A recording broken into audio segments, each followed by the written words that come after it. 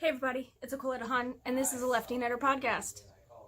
Welcome to all my viewers, my new viewers, my old viewers, all the viewers.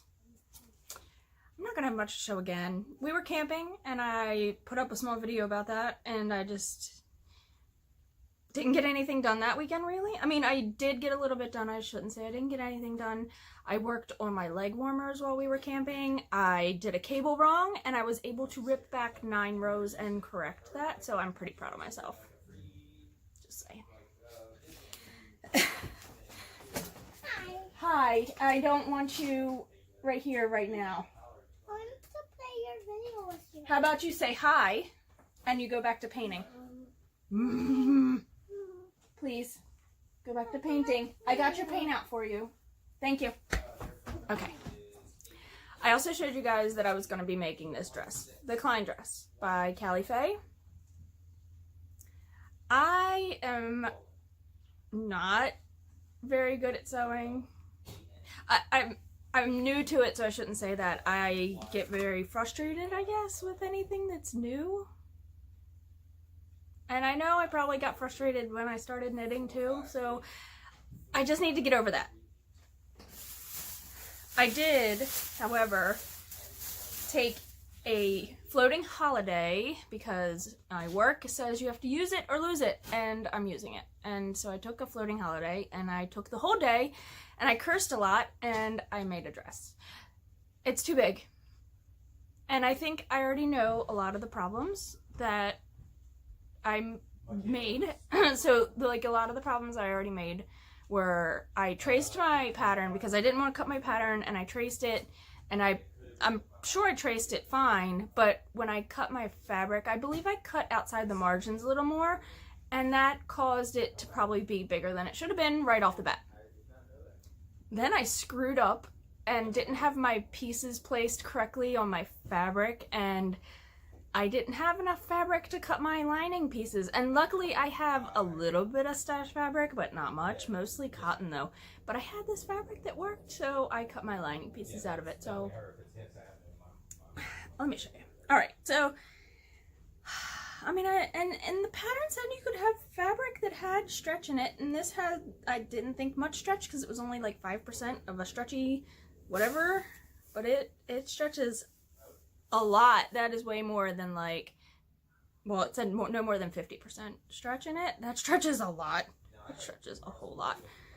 It's not done, and I'm gonna make some fixes to it. But, oops, there is the front. And I have the straps on and all that kind of stuff. In the back, and so here's the lining fabric I used, which was just as stretchy. And then it said to use the fabric for, if you didn't use bias tape, use the main fabric for straps. There was no way! Luckily, I had fabric in my stash that was like this, and I made my own bias tape. It's not gonna focus, but I made my own bias tape, and I think it looks pretty good.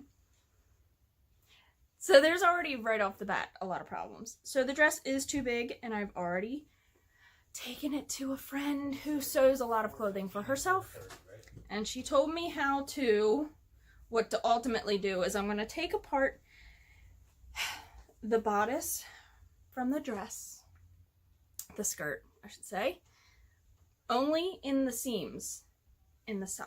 So right here where the seam is, I'm going to take apart my bodice from my skirt, and I'm going to put some darts in here to bring in the sides of my dress. That's what I'm going to do. So I'm going to be doing that. So now I do have more fabric to make another dress of this dress. It has like no stretch, and that's where I didn't know what to do with sizing. So I think I'm going to cut the same size. But because I know I cut outside the margins a little bit, I think I'm going to have plenty of room to get this dress on. I don't know. I'm watching Chevis from Chevy's podcast.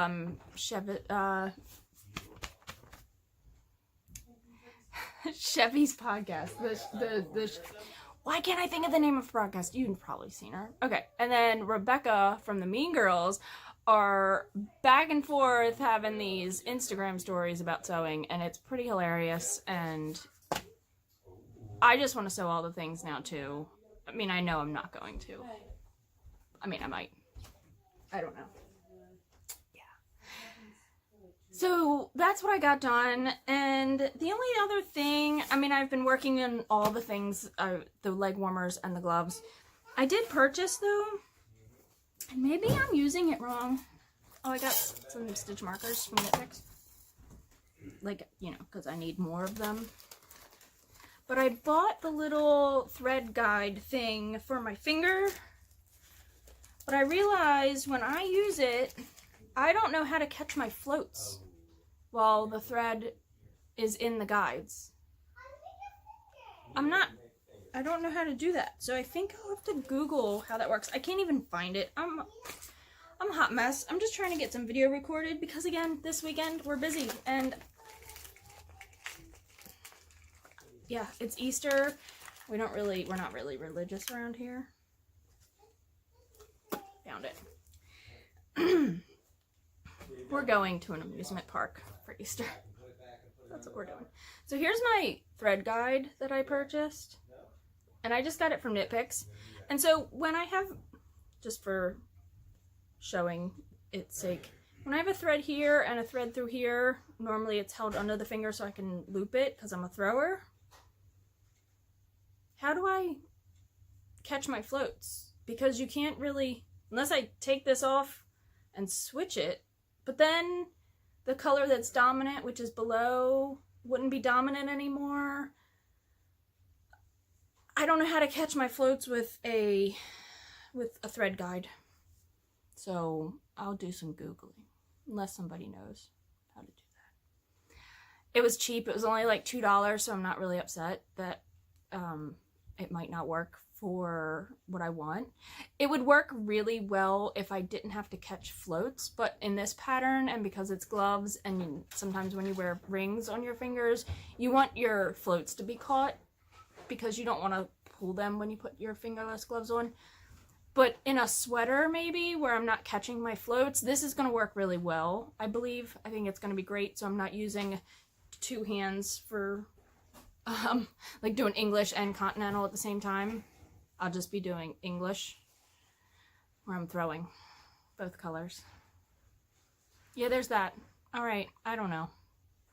I did cast on one other thing, but I didn't get very far. And I want to not rush through it to tell you guys about it. This might be all the video. And then I told you I'll show you my cats. The new one. That's probably all, that's all it's going to be.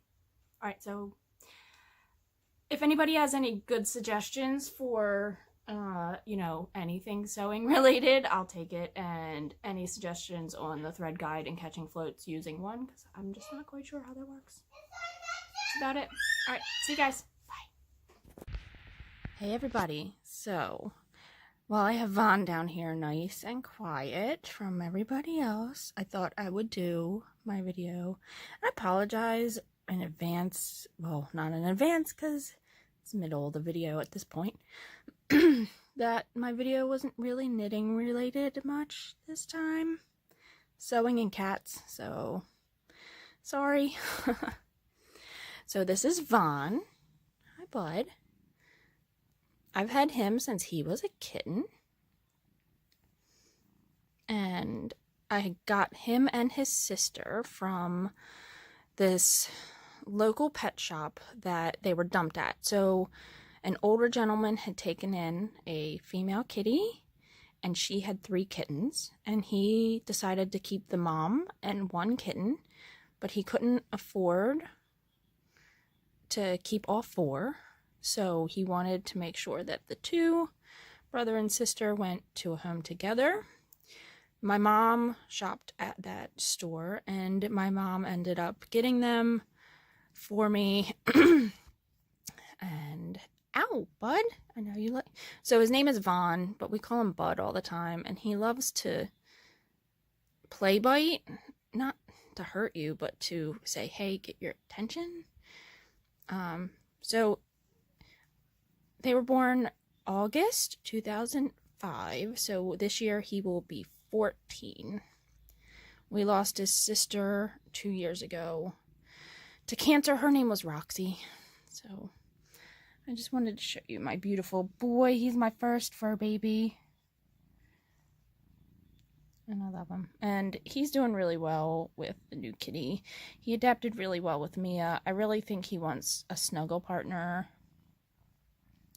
And Mia hasn't given him the time of day. I'm hoping maybe Luna will. So 2 minutes about Vaughn. There you go. Sorry about that. But yeah, he's my big old kitty. Say bye, bud. Cat tongues. If you've not had the pleasure of a cat tongue, you're missing out on life. This is Miss Mia Wallace. She's gonna be crazy. We got her about 1.5 years ago. She's a tortie, some sort of tortie.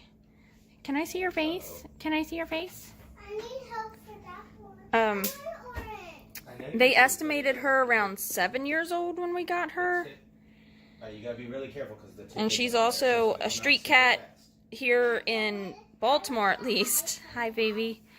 There's like a catch and release program for cats, and so when there's no space in shelters, they will catch the kitties, fix the kitties so they can't reproduce anymore, and then put them back out on the street, release them back. So that is how we got her. She was actually surrendered by a family that said they couldn't take her where they were going, and then we took her. So she was a street kitty before they had even had her. So that's Miss Mia Wallace. Hey, Mia. Psst, psst. All right, goodbye. And Vaughn, Mr. Jealous, who I already videoed for you guys, but he's Mr. Jealous. Hi, bud. And this is Miss Luna, who we just got last week. The first shelter she was in estimated her at 3 years old. The second shelter estimated her at 1.5 years, and we have a vet appointment on Monday.